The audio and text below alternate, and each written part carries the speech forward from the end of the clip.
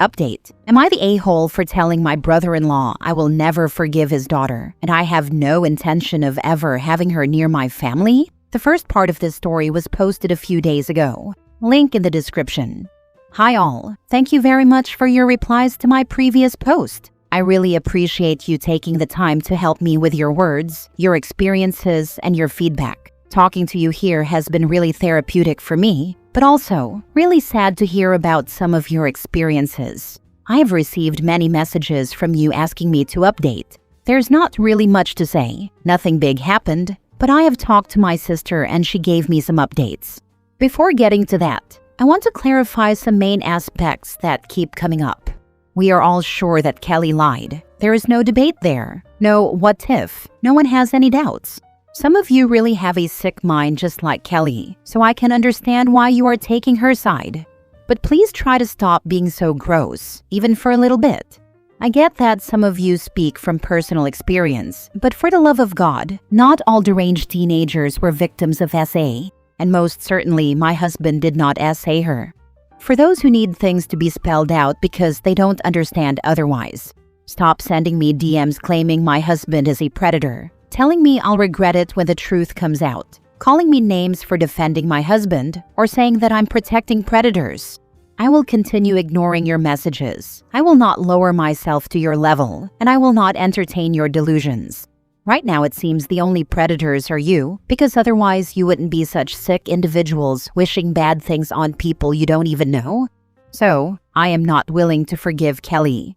I am not willing to allow her to apologize. I am not willing to ever have her near my family, meaning my husband and my son. My husband is not willing to do any of these things either. This is a shared decision, and we will never have anything to do with this girl.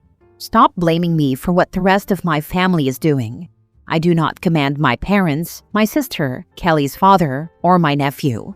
If they cut contact with her, it was their own decision. We just told them our boundaries, but they can do what they want. Now on to the update. As I said, I talked to my sister, and some things are going to happen this week.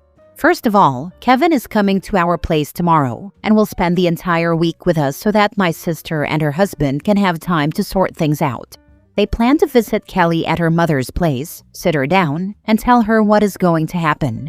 My sister asked Kevin if he wants her to divorce or if he feels unsafe living with her husband. My nephew told her he doesn't want to ruin her marriage. He does not hate Joe, even if he said it a couple of times. He doesn't feel unsafe with him, but he never wants to be near Kelly again.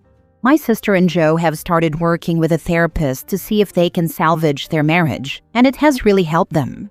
So for those wishing them to divorce, they will not. The therapist explained to Joe that he can still have a relationship with his daughter while keeping his other family too. The only thing needed is for him to be willing to work for it. She also said that divorcing and giving up his own life and happiness is not a solution, because where does it end? He divorces my sister, in a few years gets a new wife, and if Kelly does something again to that new family, is he going to give up everything and start over again? He needs to see himself and Kelly as two different individuals with their own paths in life. They don't need to be tied together to have a parent-child relationship, and he also needs to show his kids that marriages are not jokes. You don't give up the first time something crappy happens. So, they decided to work together on their marriage. They will let Kelly know how things will be from now on, meaning Joe will continue seeing and supporting her, but she will live full-time with her mother. Her mother is on board with this and was part of these discussions. A Redditor suggested that in the future, Kevin can stay at my place if they want to have Kelly over, and I suggested this to my sister. I told her that our house will always be open for Kevin, so we can do that if Kevin is comfortable with it. I don't think he will refuse since he enjoys spending time with us and his baby cousin, but we need to see how he'll feel about her being in his house. Right now, Kevin is also in therapy because he's been having nightmares and violent outbursts when he hears about Kelly, so this won't be suggested to him anytime soon. The last time he heard about her, he had a panic attack, started crying, and shouted that he hates her and wishes we had never met her. I am confident that with therapy, he will go back to his happy self, but baby steps. He doesn't need to be rushed right now. We are all focused on his well-being and mental health right now, and the summer break will be perfect for him. The girl will also be moved to a different school during this summer. This is for both her and Kevin, so they don't need to see each other at school, and she will avoid being bullied. Her friends, who she told the stories to, went home and told their parents. So now Kelly is forbidden from going to their houses because their parents don't want to risk it. I would like to say I'm surprised, but honestly, I'm not. No sane adults will allow someone like her into their home and risk being accused of things. I'm also somewhat relieved that the adults who are close to her in one way or another are now aware of what's happening, so they can protect themselves and not have to face what we did. So that's pretty much it for now. I think I will keep updating if anything interesting happens. I'm excited to have my nephew here for the week. I'll finally have my partner to game with, since my boomer of a husband is not that much into games, so obviously not as fun as Kevin. I remember being Kelly's age, and some friends told me stories of their exploits. Meanwhile, I didn't even have my first kiss until I was 15. I didn't make anything up because I saw it as a can't-win situation. Be honest, be a prude. Make something up, someone will shame. Probably because I was a bit of a dork. But as an adult thinking back on my friends' stories, I'm sure they weren't all legit. But they still managed to not accuse a member of their extended families of perving. Jesus, if she wanted to make up an accidental story, she could have gone with her walking in on the guy changing, instead of uncle flashed his junkle. Instead, she made herself into someone you need to protect your family from, instead of someone to protect. You're making the only reasonable call.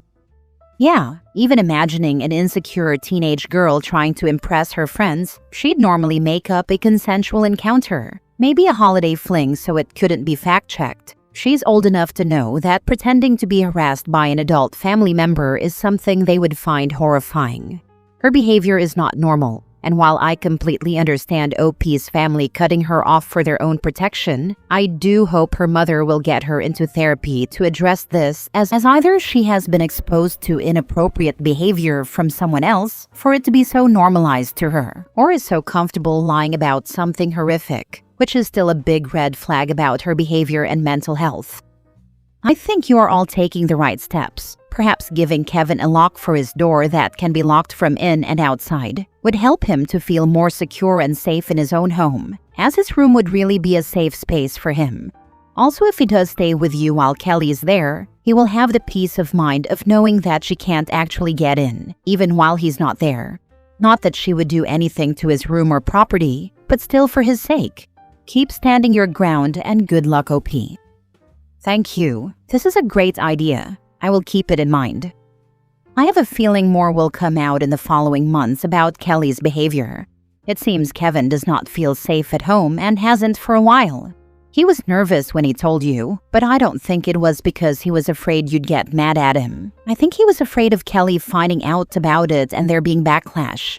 Sometimes you don't fully express your trauma or fears, or even realize you have them until the situation is out in the open and the source is far away.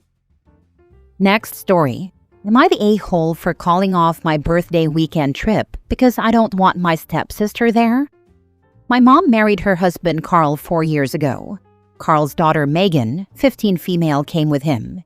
She spends 50% of her time with us, and the other 50% of the time she's with her mom. My dad died 9 years ago, so I live with my mom and Carl all the time. I, 16 male, almost 17, don't like Megan. When we first met, she was okay when I saw her for like an hour, but after we saw them more, it became more unbearable. She was always trying to switch over games I was playing, and she would throw my games if she thought they looked boring or too boyish. One time, she pulled out the plug for the TV and my PS2, my dad's old console that's now mine, while I was playing. The other thing was my mom would give me money and tell me to take her to the store and grab snacks together. She'd insist on getting all the stuff she liked, and she even tried to take the money out of my hands or snatch the stuff out of the cashier's hands when it was something I liked, but she didn't. Then she'd ask me why I didn't like her on the walk home and act like I was denying her getting anything she liked. When we all moved in together, she kept trying to come into my room whenever she wanted to and would stop me from closing the door. One time, I had to physically drag her out of my room and then she wanted to steal one of my games. So I locked up all that stuff so she couldn't get to them. My mom bought me a lock for my closet and my bedroom door for extra security. Once those went up, she invited her friends over and they tried to break into my room and my closet. She used to take food off my plate, but when I started refusing to eat at the table, Carl put a stop to it. Then she'd make a big deal out of it when I didn't sit next to her. When my mom and Carl went on their honeymoon, Megan was with her mom and I was with my paternal grandparents. She whined for months that I'd done fun stuff that week I stayed with my grandparents, to the point that she would call and text me to whine about it when she was at her mom's house, and then got me into trouble because I blocked her. She's still really bad about coming into my room without asking, taking my stuff and breaking it or not bringing it back. She's weird around my friends and tries to flirt with them. She tried to kiss a few of them. Then she tried to make me date her best friend and called me gay slurs when I wouldn't. When she found out I was gay and didn't tell her, she had a meltdown and called herself my sister and said I meant to tell her that stuff. My mom asked me why I ignored her when she was doing that, and I told her all I had to say to Megan was that she isn't my sister, and I didn't think she or Carl would like that. She ruined my favorite hoodie by giving it to her best friend, and then she kept pressuring me to let her off the hook because my mom demanded Carl make her work to pay for it.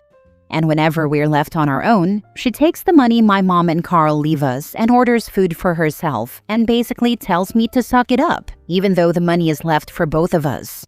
My mom and Carl know all this. My mom and I have talked about my feelings about Megan, but she still told me Megan had to come to my birthday weekend at a cabin with my friends and that she and Carl would supervise. She made me wait for the weekend after my birthday instead of the weekend of my birthday because Megan will be with her mom on my actual birthday and that weekend. She told me Megan is still my sister, which I argued with, and that I shouldn't exclude her from something like that. So I told my mom to call the whole thing off, and I told my friends there was a big change of plans and there's no cabin and we'll do something else. My mom told me not to throw a temper tantrum and to think about Megan's feelings, knowing I called it off because she was supposed to come. I told her I really don't care, and I don't want Megan there, and it will ruin the weekend if she is. Am I the a-hole? Nope, not the a-hole at all. Your mom keeps ignoring years of clear boundaries and lets Megan treat you like crap. This was your birthday, your friends, your time, and she tried to shove her in anyway. You were right to cancel it. You don't owe Megan anything just because your mom married her dad. Exactly. Being forced to include someone who constantly disrespects you isn't family. It's punishment. Not the a-hole. Sounds like you've got quite a lot on your shoulders. Maybe you could try asking your grandma to speak to your mother about the Megan issue, because what she is doing to you is considered bullying, and there is no way you can be comfortable taking your bully to your birthday weekend trip. It's obviously not going to be enjoyable for yourself. My mom doesn't listen to others about this. She'll only get more stubborn, not less, if I have a grandparent or family member talk to her. Not the a-hole. This is how your mom ends up with no son at all after you turn 18. I wouldn't be surprised if Megan has feelings for you. Ew, I worry about that sometimes, or that she's just really trying to push her friend on me and will do something crazy. I lock myself in my room on nights she has her best friend stay over. Last story. Am I the a-hole for not allowing my mother-in-law access to my son anymore?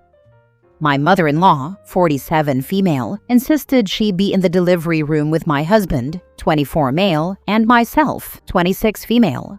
So we allowed her, since I don't have my own mom. Nothing went right during labor and birth. Nothing. She was one of the first people to see our son in the NICU, though.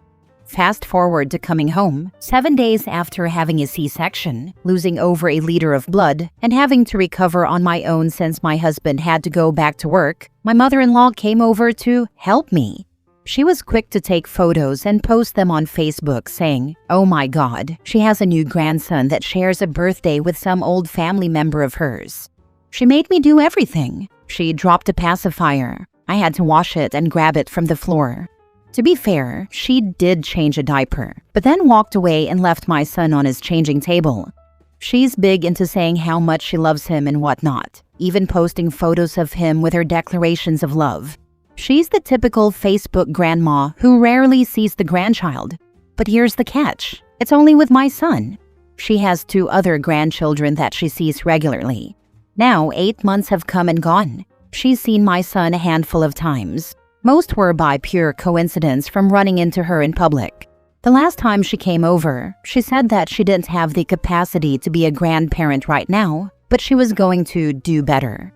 My son doesn't know her. She just had the other 2 grandchildren over for a party, and where was our invite? My husband found out by chance since he was helping his brothers with something at their parents' house.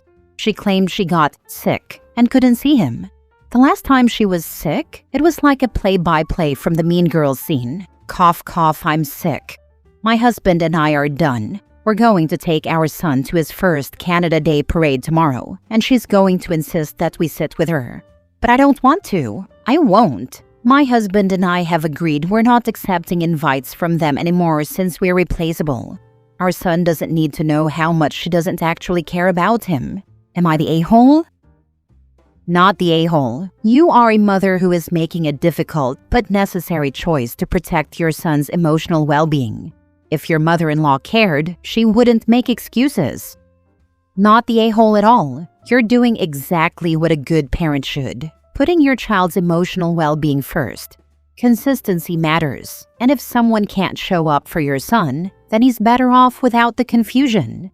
Boundaries aren't cruel, they're love in action. Not the a-hole. It sounds like your mother-in-law might have some narcissistic tendencies, along with being extremely passive-aggressive in her dealings with your family. Boundaries would be a necessity, I think. Maybe even going no contact until you see some evidence of change.